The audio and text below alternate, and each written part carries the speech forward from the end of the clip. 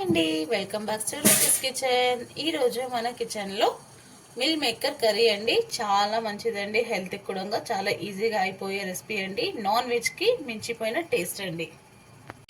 ఒక medium size ఉల్లిపాయ, ఒక 2 రెమ్మల కరివేపాకు, పెద్ద సైజ్ టమాటో ఉంటే ఒక 3 అండి, చిన్నవి అయితే ఒక 4 మీడియం సైజ్, 2 పచ్చిమిర్చి. ఇప్పుడు వేడి నీళ్ళు పెట్టుకోవాలండి. ఒక గిన్నెలో ఒక హాఫ్ వాటర్ వేసేసుకొని వేడి చేసుకోవాలి. దాంట్లో కొంచెం సాల్ట్ వేసుకోవాలి, ఎందుకంటే మిల్ మేకర్ బాయిల్ చేసుకోవాలి కర్రీకి, అందుకని. ఇలా బాయిల్ అవుతున్నప్పుడు దీంట్లో మిల్ మేకర్ వేసేసుకోవాలండి. నేను మిల్ మేకర్లో ఇంకొక రెసిపీ కూడా చేశానండి, మిల్ మేకర్ 65. ఇలా ఒక బాయిల్ వచ్చేస్తే గ్యాస్ ఆఫ్ చేసేయాలండి. మనం డ్రైన్ చేసేసుకోవాలి ఒక దాంట్లో.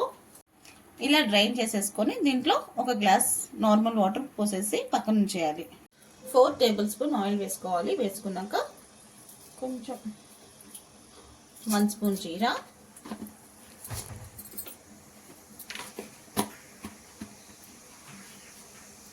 కొంచెం కరివేపాకు. మనం కర్రీలో వేసేటప్పుడు కరివేపాకు అలాగే వేసేస్తాం కాబట్టి అది క్రిస్పీనెస్గా ఉండదు. ఇలా ఆయిల్లో డైరెక్ట్గా వేస్తే మంచిగా క్రిస్పీగా బాగుంటుంది తినడానికి కూడా. అలానే దీంట్లో 2 పచ్చిమిర్చి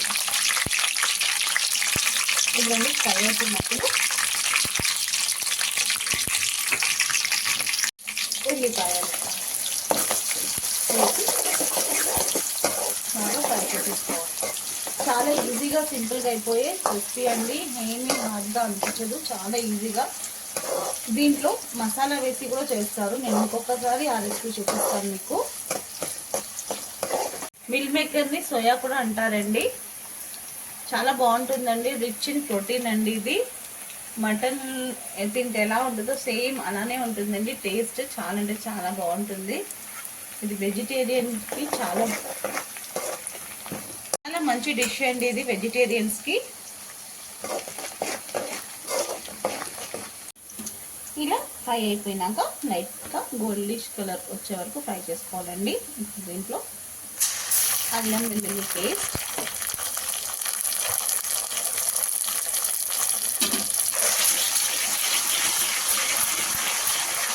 వేసి బాగా ఫ్రై చేసుకోవాలి.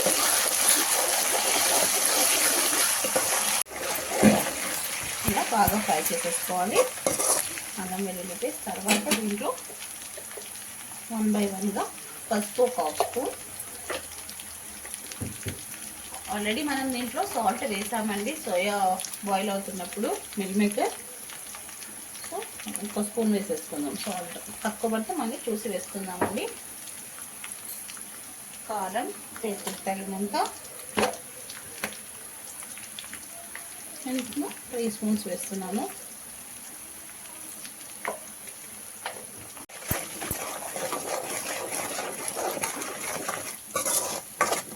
దీనిలో హాఫ్ మినిట్ ఫ్రై చేసేసుకున్నాం.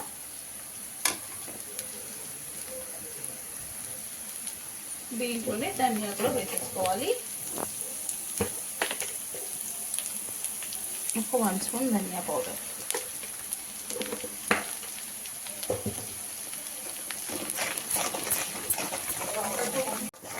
ఇలా అని బాగా మసాలాస్ ఫ్రై అయిపోయాక మనం కట్ చేసి పెట్టుకున్న టమాటోస్ వేసేయాలండి. టమాటోస్ మంచిగా రెడ్గా ఉండేవి తీసుకోండి, బాగా పండినవి, చాలా బాగుంటుంది. గ్రేవీ కూడా చాలా మంచిగా వస్తుంది. ఇది దేంట్లోనా సెట్ అయిపోతుందండి, ప్లెయిన్ రైస్లోనా, బగారా రైస్లోనా, చపాతీస్తోనా, పుల్కాస్తోనా కూడా చాలా బాగా కాంబినేషన్ కర్రీ ఇది. ఇలా టమాటా మంచిగా కుక్ అవ్వాలండి.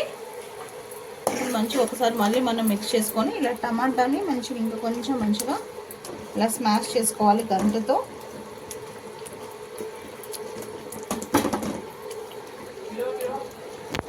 చూడండి, టమాటా అంతా మంచిగా కుక్ అయిపోతే మనకి పైన ఇలా ఆయిల్ వస్తుంది.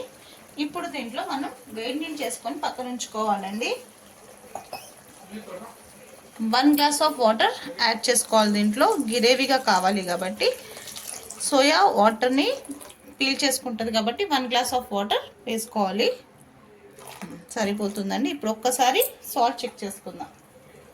నాకు కొంచెం సాల్ట్ తక్కువ పడిందండి. నేను ఇంకొక కొంచెం వేసుకుంటున్నాను. ఇలా ఒక్క బాయిల్ వస్తున్నప్పుడు ఒకసారి బాగా మిక్స్ చేసేసుకొని ఇలా బాయిల్ వచ్చేటప్పుడు ఇలా బాయిల్ అవుతున్నప్పుడు మనం కుక్ చేసి పెట్టుకున్న సోయాస్ వేసేయాలండి. అది మిల్ మేకర్